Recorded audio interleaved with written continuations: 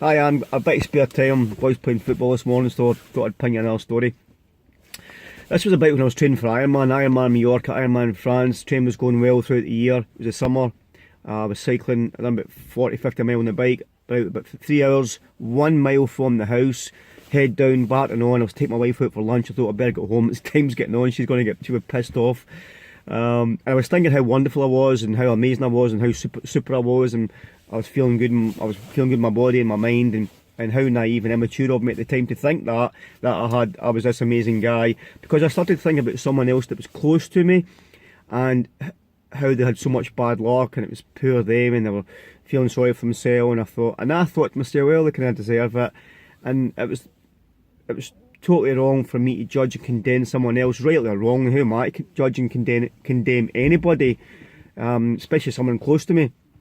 And in that second that I thought I was a super cool guy, my life was jamming, and I had the thought about someone else, and it wasn't a very productive thought, wasn't a nice thought. I hit the curb, the bike flipped me over, and my full body weight landed on my shoulder, and my collarbone just snapped clean off. I could hear it snap. My head hit off the ground, full tilt, and my helmet shattered. And I thought, the first thing I thought was, thank shit I had my helmet on, or I would be dead. And I got up, and as soon as I got up, I felt the pain, and I was like, and I felt the bone snap. I heard the crunch, and I heard it snap. I thought, fuck, and I fell back to the ground in a lot of pain and agony. Fortunately, a car stopped and they phoned an ambulance. And the ambulance got there and he says, oh, your collarbone snapped, son, you'll need to go to hospital. Went to hospital, collarbone was up here. They cut the end of the bone off, put a tie around it, a strap, and then they pulled it back down under my top rib and attached this strap so the collarbone, what was left of the collarbone, can still function. I've got a scar that's healed up pretty well, but you can still see a little indentation there. So it was like God was teaching me a lesson. He says, Tony, you think you're the bomb? Deal with this bomb. And in that second, I had a reality check that I was a super guy. Tony, you know, you think you've got it all going on, deal with this, see how you got on with this. And I went to hospital. I got an infection got an abscess in the shoulder. The surgeon says if it doesn't clean up, we're going to have to take all the nuts and bolts out and try and let it clean up, try and let it heal. So I was on like 3 or 4 different courses of antibiotics every day for like 12 weeks. It was horrendous. I had to go back in, get the abscess cut out. Didn't really sleep for like 3 months. I was getting up at 3 in the morning, going out to my garage and just turning my feet on my static bike. And I was watching motivational videos on inspiration and motivation. I kept telling myself, something good's got to come of this, something good's got to come of this. There's got to be something good out of this. But I realised I was so naive to think that my life was wonderful and I was this special guy because I could do Ironman and I was in the fire service and I was a Marine Commando. And in that second, I learnt a valuable lesson. You know, life can be fleeting and life can change in a second, life can change in a moment. You've got to be grateful for what you've got right now, your health, your well-being, your friends, your family, your loved ones, and all that in that second became apparent to me in a big way.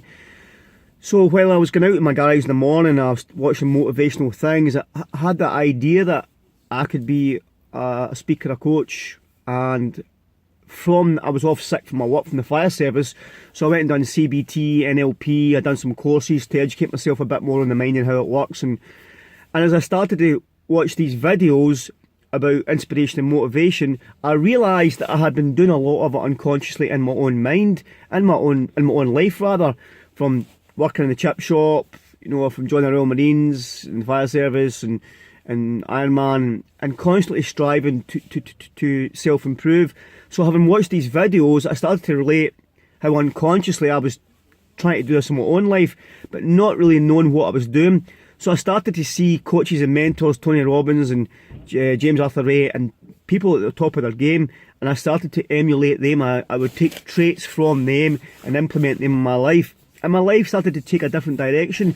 Like the golfer just changes his swing 1 or 2 degrees, and then 50 yards out it's looking good, 100 yards out it's looking even better, 200 yards it's on the green. And like your life, just change your thinking 1 or 2 degrees, in 3 months you're here, or 6 months you're here, 9 months you're here, in a year you're over here. So just that slight change in your thinking your life can evolve in a totally different direction. And I started to see that working more so in my own life. I started to write down my goals, things I wanted to be, do and have. I want to go to base camp, I want to go to Mont Blanc, I want to go to Machu Picchu, I want to write a book, I want to be a life coach. And these things did unfold in my life, and they started to evolve, and I started to get into investing in finance, and I got reasonably good at it. Made lots of mistakes, but through my mistakes I learned how to do things better. And it's been, for me, that journey of the bicycle accident to where I am now, that was a transition. And it's in that pain of the heart of the operation, the infection, the drugs. In that pain, when you can tell yourself something good's got to come of this, something positive's got to come of this, and don't become seduced by the pain of the situation. See it for what it is, but don't make it worse than it is. If you're in a hole, stop digging and ask somebody for a hand to help you out. And then, okay, what's good about this? What can be good about this? If you tell yourself that question, what can be good about this? And in that moment of that whole cycling situation scenario chapter, that caused me to evolve into someone that I wanted to be, but I didn't know I could be. I thought about it. I thought I could be a coach, a mentor, write a book. I thought about these things, but it was just a pipe dream. But in the pain of the bicycle accident, that stretched me to be that person that I really wanted to be, because I kept telling myself something good has got to come from this. And that reminds me of, you make it up as you go along. Do you become a victim, or are you the victor? Do you rise like the phoenix, or do you stay trapped?